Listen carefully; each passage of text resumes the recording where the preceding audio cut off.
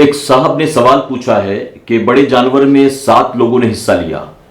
اب جب قربانی کے بعد گوشت آپس میں تقسیم کیا گیا تو ان میں اختلاف ہو گیا اس بات کو لے کر کہ میرے حصے میں صرف ہڈیاں آئی ہیں یا مجھے گوشت کم ملا ہے اور فلاں کو گوشت زیادہ ملا. تو ایسی صورت میں جب گوشت کے بانٹنے کے بعد آپس میں اختلاف ہو جائے تو قربانی ادا ہوگی یا نہیں ہوگی؟ اور دوسرا سوال یہ ہے کہ گوشت کو جو کم و زیادہ بانٹا گیا اس کا کیا مسئلہ ہے؟ ہر ایک کا ارادہ، ہر ایک کی نیت بالکل خالص تقرب اللہ کی ہونا ضروری ہے.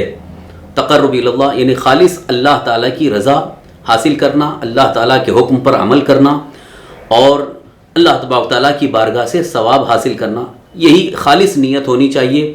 گوشت کھانے کی نیت ہرگز نہیں ہونی چاہیے، کیونکہ اگر گوشت کھانے کی نیت ہے تو پھر اس کی قربانی ہی نہیں ادا ہوگی، اور اگر وہ 7 میں سے کوئی ایسا شریک ہے تو 7 کی قربانی نہیں ہوگی.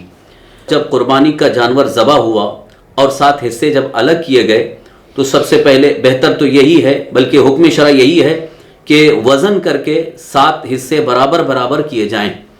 اگر وزن کر کے 7 حصے برابر برابر کیے جائیں اور 7 کو وزن کے اعتبار سے برابر برابر مل گیا، جیسے مثال کے طور پر بڑا جانور اگر 70 کلو کا ہو گیا ہے گوشت مکمل طور پر الگ کرنے کے بعد، تو ہر ایک کو 10-10 کلو مل گیا، تو اس میں برابری ہو گئی.